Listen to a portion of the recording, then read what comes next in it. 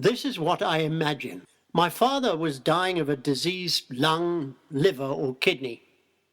Whichever the ailing organ, its decaying condition had been described to him as having the consistency of a haggis. That is how the Indian doctor from Calcutta had described the infected appendage.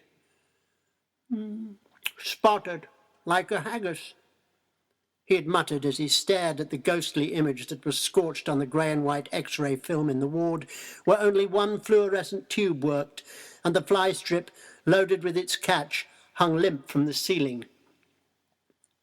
Through the rusty mosquito-netted window, the earth was red and the sky a brilliant blue, as it always is in Africa.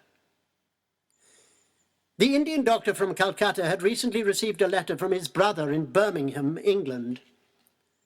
In the letter, his brother had told him that he'd travelled to Scotland. In the letter, he had written down the ingredients for haggis. These are the ingredients that were listed for the Indian doctor from Calcutta by his brother from Birmingham, England. 1 sheep's stomach bag, 1 sheep's pluck, liver, lungs and heart, 3 onions, 250 grams of beef suet, 150 grams of oatmeal, salt and black pepper, a pinch of cayenne, 150 milliliters of stock or gravy. My father would have only snorted in response to the description because it was an accurate one and not one for discussion. The Indian doctor from Calcutta, who also owned the general store and drove, occasionally, the only imported car, had no need to pull punches or dance the verbal tango with his words. He'd seen worse. He would have, since the entire African continent in his eyes was ill and looked like a haggis, dark and spotted and congealed. It was diseased. That is what he often told his wife when he helped serve the pot-bellied, runny-nosed children from behind the counter in their store. Occasionally, he would add the word damn to this description, but that was when he was angry because the leghorn chickens from the street had fouled in the store or had stepped onto the bonnet of his imported car. Damn dark, spotted and congealed, damn continent, is what he said out loud, now more often than usual. The hospital in which my father was dying was of government design. That meant it had a corrugated iron roof and was built in the shape of a square with a courtyard and a wide porch. It had a tree in the centre of the courtyard and a concrete bench. The outside walls of the hospital were painted yellow with a green skirt. The hem of the skirt was now stained with the red of the earth, and the yellow had lost its yellow.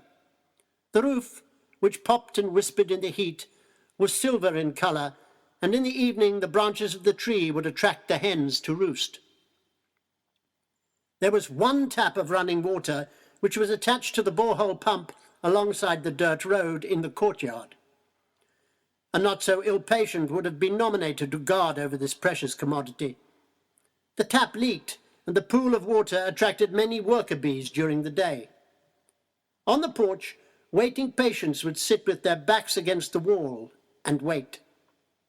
Their babies would offer a chorus of sounds, and the waiting men would spit lumps of phlegm from TB-infested lungs into dirty rags. And they would wait and wait for the Indian doctor from Calcutta, who was an extremely busy person.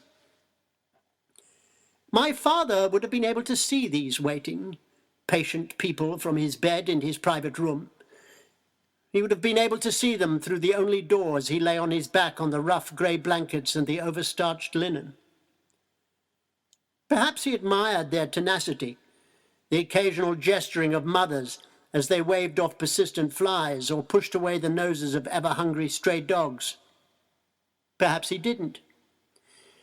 He was, after all, an African himself, white-skinned but African. These sights and sounds were not unknown to him. But then maybe he was looking and listening elsewhere by now, had reached that mental space where he was looking and